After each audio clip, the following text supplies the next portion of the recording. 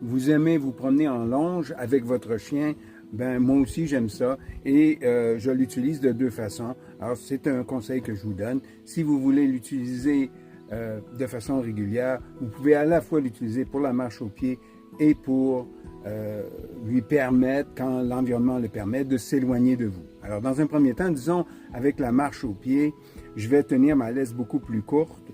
Je pourrais faire de cette façon-là et l'avoir sur le côté. L'idée globale, c'est que je ne fais qu'un tour autour de ma main, vous voyez, comme ça, de façon à ce que si elle tire vraiment trop, je sois capable de lâcher rapidement.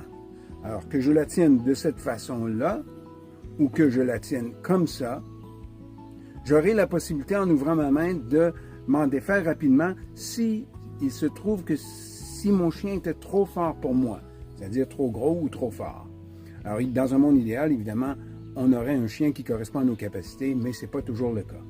Alors, la longe permet au chien de s'éloigner quand l'environnement le permet. Elle permet aussi de le garder plus près de vous quand vous l'enroulez de cette façon, un peu à la manière d'un lasso. Mais encore là, je vais utiliser la même façon de le tenir. À la toute fin, je ne ferai qu'un tour autour de ma main et au collier du chien. Et ça me permettra, si je dois lâcher, d'ouvrir ma main rapidement et encore une fois de laisser aller cette portion-là.